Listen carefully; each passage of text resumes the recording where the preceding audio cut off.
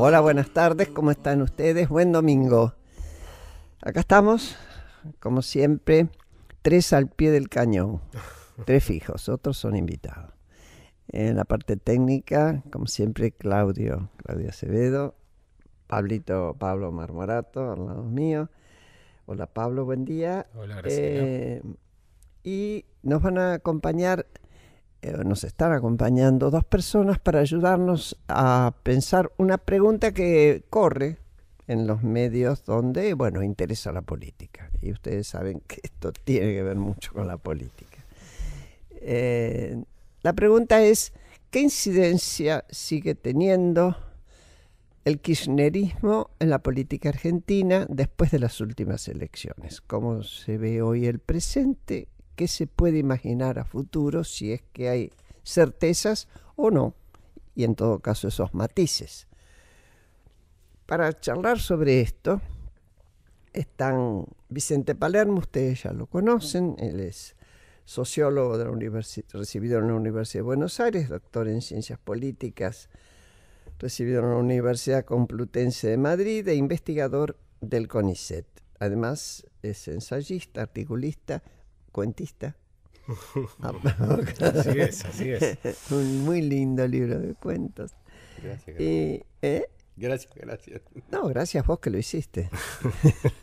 Y preside el Club Político Argentino. Presido por ahora. Y bueno, sí, claro, que cuando uno preside y hay elecciones en lugares democráticos, siempre es por ahora. Exactamente. Es parte de nuestra premisa. Exactamente. Bueno, amaga con irse, pero... Y Martín Rodríguez es periodista, es escritor, es muy joven. ¿Cuántos años tenés, Martín? 39, ¿no? No tan joven, ¿eh? Yo ya no me siento. No, está bien. De los míos, del 78. Sí, Así exactamente. es, Bueno, correcto. ¿viste? Se prolonga la juventud, ¿no? Sí, ahora yo veo que la estiran mucho. Exacto. Yo tengo 2 chicos, ya está. Ya Está soy bien. grande. Estás vacunado. ¿no? Sí, estoy vacunado. Está bien. Bueno, Martín publica además en varios medios, entre ellos Tiempo Argentino, Le Monde Diplomatique y Panamá. Es columnista en Radio Nacional. Escribió Orden y Progresismo, los años kirchneristas. Bueno, y vamos a charlar sobre esto. Las preguntas han quedado planteadas y también en nuestro por qué, que parecemos niños empacados. ¿Por qué? ¿Por qué todavía es importante discutir esto, si es que ustedes consideran que es importante? El que quiera puede. ¿Vos estás listo? No, Martín? yo espero a Tito. Yo espero que él arranque. Bueno, a ver, Tito, Bueno. arranca. Voy a arrancar con una bautad porque me hiciste acordar. En 1972 hubo una reunión de juventudes muy peronistas, por supuesto, Sí. la reunión de unidad de las juventudes. Sí. Muy importante en la Federación de Vox, estaba lleno. Sí. Y hablaron varios jetones, por supuesto, entre ellos Dardo Cabo. Dardo Cabo tenía 31 años en ese momento. Y entonces dijo, todos los que tenemos más de 30 años debemos renunciar a la juventud peronista. Mira. Y fue como una bomba de estruendo, digamos, que dejó descolocado, ¿viste? ¿Cuántos se fueron? Nadie, ninguno, no se fue nadie, pero él lo dijo en serio. Y sí, pero claro. Bueno, yo tenía, en el 72 tenía 21, así que no Estabas adentro. pasaba nada, No. estaba adentro, tenía tiempo. Vos dijiste cuánto más espacio voy a tener. Claro. No, a ver, yo digamos, la quiero agarrar lo más provocativamente posible, pero por supuesto con buena onda en relación a Martín, porque es un tema, el que plantea Graciela, es un tema que se puede tirar de 1000 violines diferentes. Pero Martín estuvo diciendo y escribiendo algunas cosas muy buenas, que realmente me parecieron muy buenas, sobre el tema generacional, el kirchnerismo y la cuestión generacional. Bueno, y entonces la quiero agarrar, quiero hacer una lectura crítica sobre eso, para a ver qué me dice Martín. Porque digamos, Martín de un modo u otro dice, bueno, nosotros no podemos matar a nuestros padres porque están muertos ya los mataron. ¿Y cómo vamos a hacer padres desde el punto de vista político? Desde el punto de vista político generacional. Claro, ¿cómo vamos a hacer una generación si no matamos a nuestros padres, ¿no? Bueno, aceptando eso, yo la verdad es que la impresión que tengo, no sé qué dirás vos, pero la impresión que tengo, digamos, el problema principal no son los padres, sino los tíos, para decirlo de alguna manera, los hermanos de esos padres muertos, ¿no? Que están hoy vivos, muchos de los cuales son amigos míos, ¿no? Y que los he visto vivir en esa primavera, en ese revival kirchnerista, y lo he visto con un cierto desconcierto, una cierta preocupación. ¿Por qué? Porque me parece que eso tiene un punto de arranque para mí feo, chocante, que fue el momento en el cual Kirchner pidió perdón en nombre del Estado por 30 años de silencio en relación a la cuestión de derechos humanos, ¿no?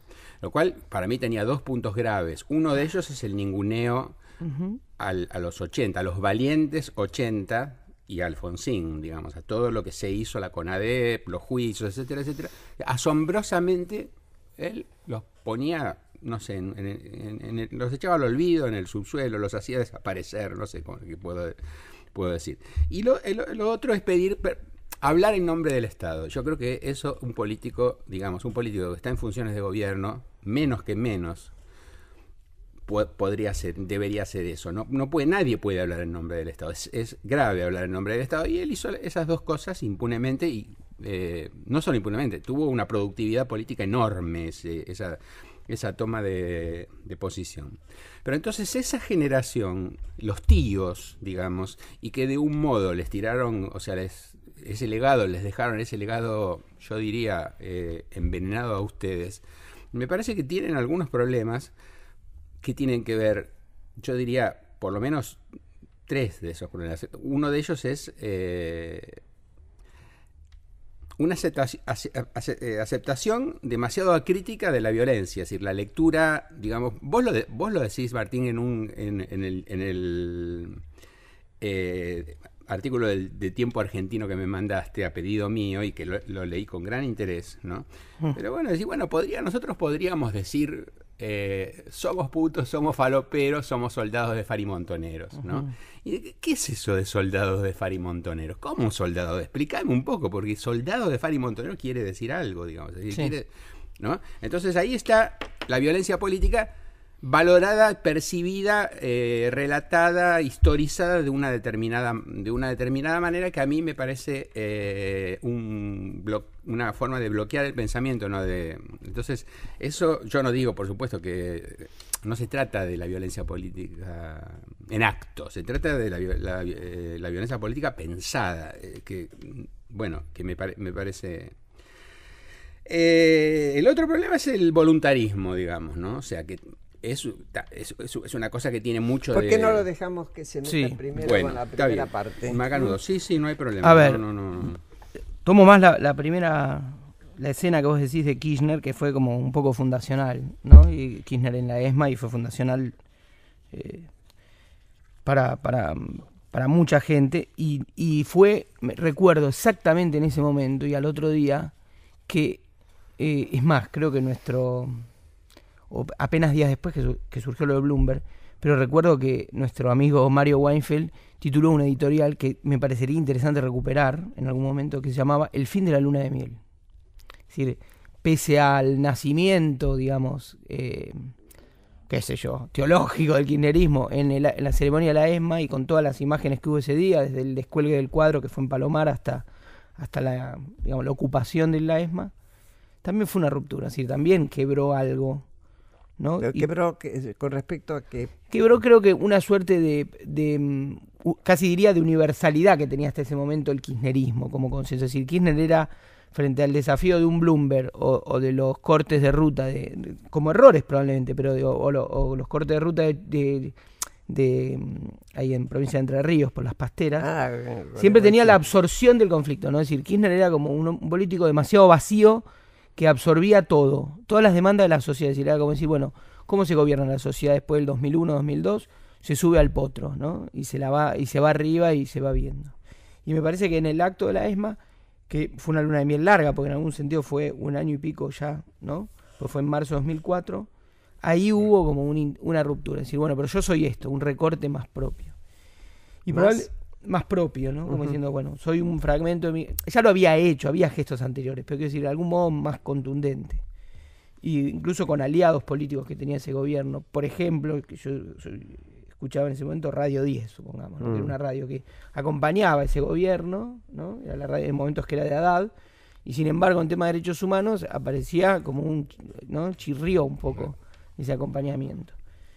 Y eso es un tema. ¿Por qué chirrido? Porque me parece que era como hasta ahí, como que eran temas. Eso es interesante como adhirió Haddad al kirchnerismo, ¿no? Era como especie de. En política exterior, pro-americanos, ¿no? Digamos, antichavistas, y eran en política interior kirchneristas, ¿no? Es decir, menos en derechos humanos. Y en derechos humanos había un problema, y recuerdo que se subió un editorial claro de González Oro, que se subió al caballo de lo de Bloomberg, que era un drama, ¿no? Una cosa espantosa, la muerte de ese chico, pero en algún sentido, bueno, todo lo que conmovió a la sociedad. Pero era un llamado muy por derecha, digamos. Sí, claro, era un llamado por derecha, pero con una conmoción diagonal, porque yo trabajaba en ese momento en el CGP de Lugano, y me acuerdo que en ese momento, en el CGP, había cumplían funciones laborales, gente que cobraba un plan, eran esas cosas que muy de la crisis. Y había dos mujeres que hacían la cobertura en el CGP durante un cierto horario por un plan que cobraban, que en ese momento debía ser 150 o 200 pesos de la ciudad de Buenos Aires, un plan de la ciudad. Hacían la cobertura del programa de médicos de cabecera, un programa bien implementado de la Rúa, que era muy bueno. Y en tipo, las dos chicas, mujeres, se iban con la cosa y promovían la firma de Bloomberg, por ejemplo. O sea, una diagonal súper interesante en el sentido de que, bueno, era un tema más popular, casi diría, era más popular Bloomberg que la ESMA, ¿no? La ESMA era un tema. Lo que pasa es que Bloomberg estaba hablando de un aquí y ahora. Claro, exacto. La ESMA, para muchísima gente, era, bueno, cosa del pasado. Y una idea y una elaboración, ¿no? Inocente de muchos medios, de que en la Argentina hay una especie de manta corta. Si se juzga mucho a los militares, al final eso genera como un ecosistema garantista que inhibe a las fuerzas de seguridad a actuar contra la delincuencia. Es decir, una especie de cosa circular que habría que ver. Entonces era como decir, bueno, sí, el pasado, y ahora que los delincuentes te matan, no sé qué. Es como si metes en cana militares uniformados que desvían la atención y recursos para la represión del delito en el aquí y ahora, ¿no? Es decir, una especie de guerra. Una pregunta, sí. Martín. En ese momento vos tenías... Pues si ahora tenés 39, tenías 12 años menos. 26 años. Más o menos. 14 años. Sí. ¿No? Según Ardo Cabo estaba todavía en la juventud. Estaba en la juventud. No, una pregunta, pero ya de curiosidad para ubicarme. A tu edad, ¿vos sabías que durante el trabajo de la CONADEP se había ingresado varias veces a la ESMA desde la propia CONADEP, los funcionarios y todo, que estábamos en nombre del gobierno, éramos en ese momento y durante los meses que duró éramos funcionarios, e íbamos en nombre de hecho nuestros informes servían como prueba en causas que se elevaron más de 54, ¿no? Y así como la ESMA fuimos a 54 a distintos centros. ¿Ustedes lo sabían? Sí, personalmente sí. No sé si que yo lo sepa. Tu generación, digamos. Y mi generación no creo. Mi generación. No, yo creo que eso importa porque hubo como un corte muy fuerte. Un corte muy fuerte de desconocimiento. Entonces se entiende más la cosa, el shock de ver ingresar a un presidente antes de verlo descolgar un cuadro en un gesto muy teatral, a mi gusto muy vacío, porque desgraciadamente acá para fabricar dictadores fuimos Mejor que los tuviéramos todos en fila para que fuéramos capaces de ver de qué éramos capaces, ¿no? Sí. De bancarnos a Onganía, a Lanuse, a Videla y a todo lo demás, y aplaudirlo encima. Pero bueno, esto ya es mi opinión, pero me interesa mucho saber eso del marcar el corte, Sí. ¿no? Porque quedó como una especie de vacío, y vos decís bien, me parece a mí, era como una aspiradora Kirchner, absorbiendo conflictos Exacto. que eran interesantes en distintos aspectos. No sé, Tito. No, bueno, yo estoy de acuerdo con Martín. El tema es que, claro, efectivamente, Mario me parece que la vio clara. Bueno, terminó una luna de miel. Ahora estamos los que estamos. Exacto. Y los que no están, no están. Pero los que estamos tuvo una productividad política impresionante, política y cultural impresionante. De eso es lo que a mí me parece que es necesario criticar. Ahora, efectivamente, el tipo iba estableciendo adversatividades en otros campos, no en todos. Quería recordar un tema. Martín me mencionó el tema de las papeleras. José Nun inauguró de alguna manera la letra para la clave nacionalista del kirchnerismo, al guitarrear sobre el nacionalismo sano. Cuando José Nun sacó un artículo importante, una entrevista en el 2003, inventó o reinventó ese concepto de nacionalismo sano. Tenemos que ir a un nacionalismo sano. Varios de nosotros, entre ellos Marcos Novaro, Hernán Charosky, Alejandro Bombecki, Edgardo Moca y yo salimos, no con los tapones de punta, porque eso no se hace, pero salimos muy fuertemente en un debate contra él, que a su vez nos tiró la artillería pesada porque mandó otra gente para contestarnos. Todo esto en Clarín. Pero bueno, de ese nacionalismo sano, que es la letra que le dio a Kirchner diciendo, digamos, haciéndose cargo de la causa de las papeleras en Gualeguaychú y criticando a los uruguayos por la contaminación visual, etcétera, etcétera. Bueno, esa fue la bajada que tuvo, la bajada súper productiva para él, lamentablemente, pues súper productiva que tuvo la bajada de un producto intelectual como fue ese. Entonces, me parece que esa generación trabajó con una cantidad de elementos intelectuales. Otro que quería ir a eso y para no excederme, pero me parece que es el voluntarismo. El voluntarismo es audacia, no es democracia. El voluntarismo tiene una raíz en la política fundamentalmente de entreguerras del siglo pasado europeo, muy claro, y es una cosa eminentemente elitista. Es que con mucha voluntad unos pocos pueden hacer todo. Y esa idea que estaba evidentemente en el corazón de los montoneros, los que no eran canas, digamos, pero en el corazón de los buenos montoneros, para decirlo de alguna manera, los sanos, montoneros sanos, estaba esa idea de alguna manera. Está presente en estos tíos, digamos, en estos tíos de Martín. Lo que creo es que la ruptura que significa ese discurso de Kirchner es algo que evidentemente, por eso decía lo de universalista. Es decir, ¿qué había tenido Alfonsín? Alfonsín era, o en esos años, entiendo yo, siendo joven, que era la identificación con la víctima por lo universal que tiene, que es la humanidad. O sea, ¿no? A mí no me importa, me importa, pero en un segundo plano, quién es esa persona que está siendo torturada, a la que se le, ¿no? Es decir, las víctimas del terrorismo de Estado. Yo no necesito identificarme políticamente para sentir la empatía sobre la víctima.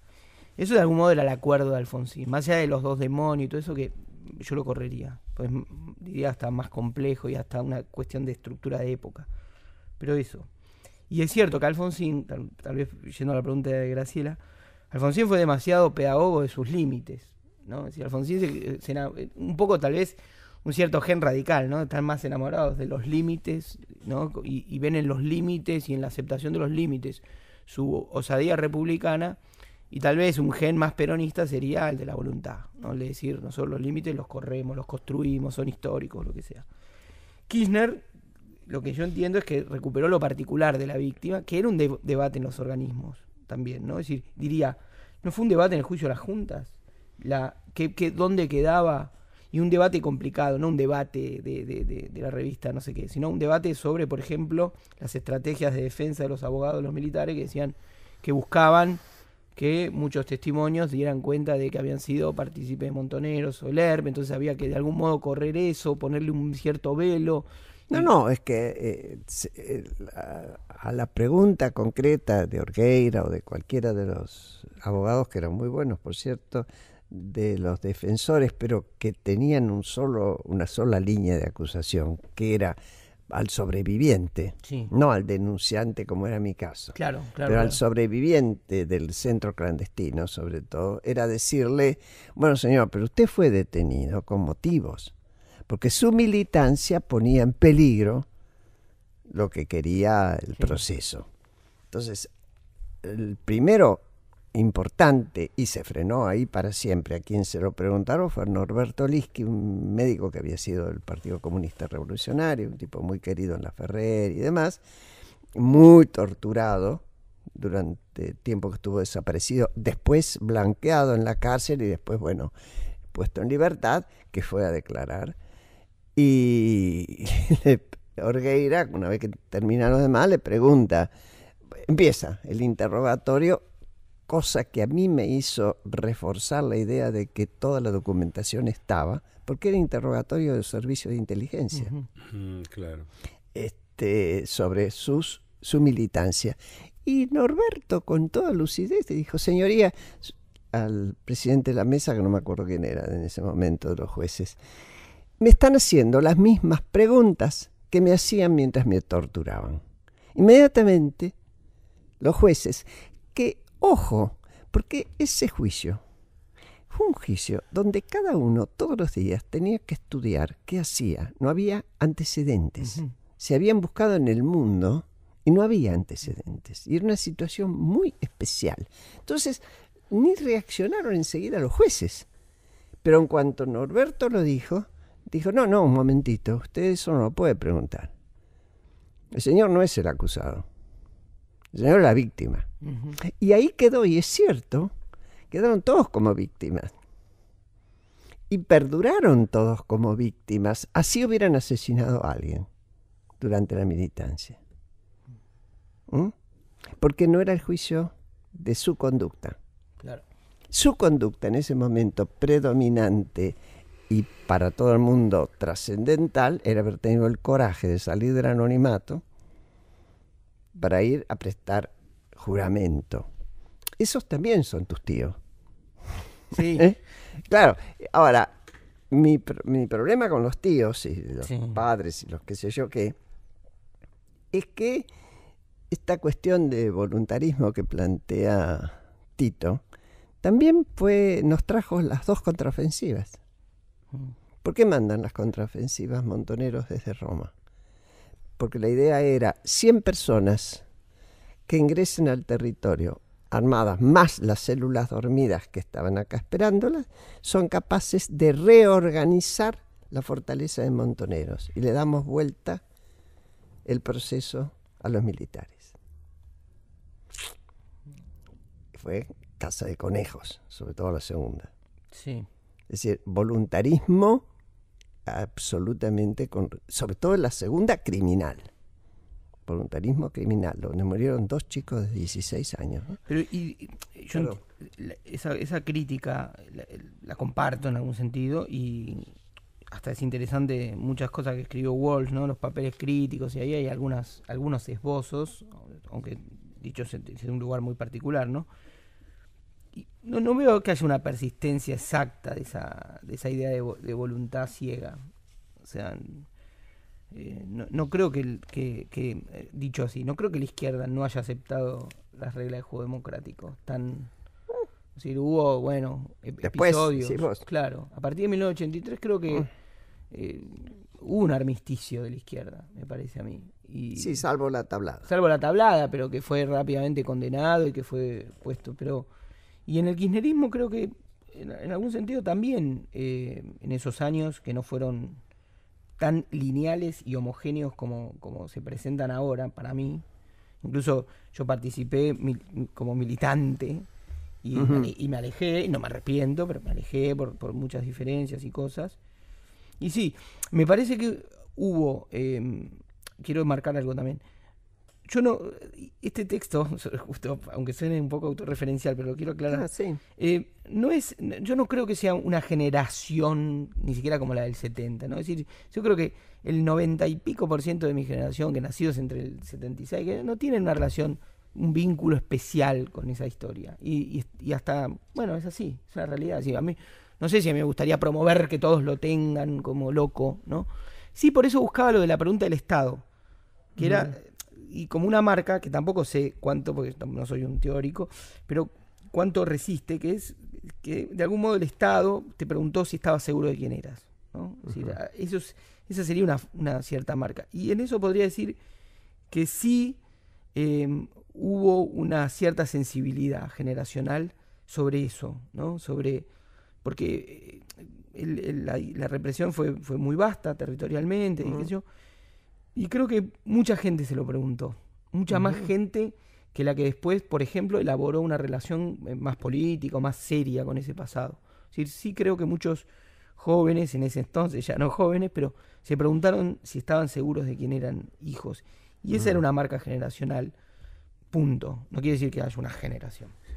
Seguimos enseguida.